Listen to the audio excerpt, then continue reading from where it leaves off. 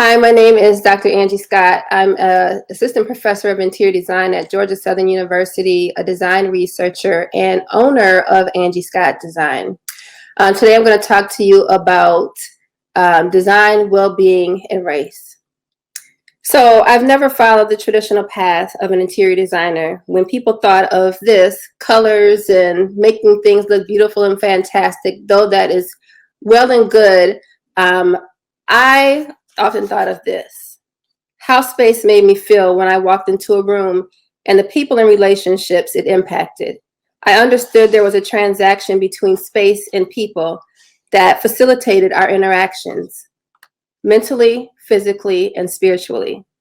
Positive and negative distractions, control and social support influence levels of our stress. Our minds react differently when we're in beautifully organized spaces, instead of rooms filled with clutter and chaos. Physically, our brains release chemicals that cause us to relax in some spaces, while our blood pressure may rise in others.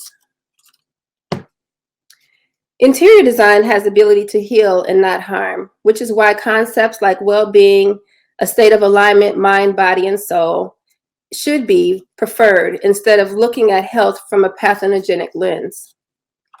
We should look at it from a salutogenic lens, one that focuses on preventative health and a conduit to obtain our highest selves.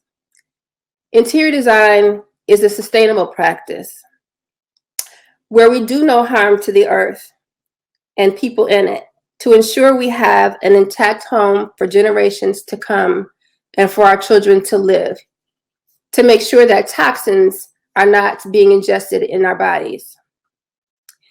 Interior design is our identities, where we celebrate our diversity, especially the vast and beautiful races that we each represent. These identities are innate parts of us, our cultural traditions, values, and norms. They inform us on how we navigate in life and therefore should not be overlooked. I've used my curious mind to become a researcher, getting a PhD in interior design, in the pursuit of understanding how our minds and bodies process ideas like access to nature and beauty, and why it is so meaningful for us in ways we can't easily explain and are so easily dismissed. I also wanted to understand how the features and characteristics of space can communicate positive feelings through form and function that allow people to feel a sense of restoration, to improve their quality of life as they work, play, and live in their homes. I wanted to explore if there was room for our cultures to be represented in workplaces, to create a truly inclusive environment where even the physical building is considered to be a symbol of diversity. I especially began to think of our housing and the role interior designers can play in creating environments that speak to the well-being of every socioeconomic status. Curious about why we perpetuate systematic and institutional racism and classism in housing, like access to quality green space and amenities. That brings me to representation, because people of color, and especially Black people, are rarely seen in interior design.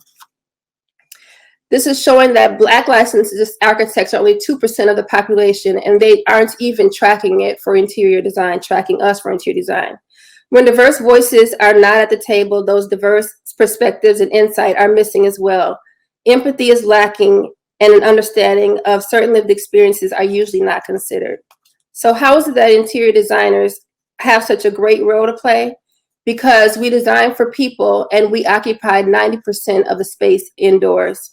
So we are charged with designing for people's health, safety, and well-being. I speak up about the profession I love because collectively we can do better. Let's start talking and taking sustained action around race, well-being, and healing. Thank you.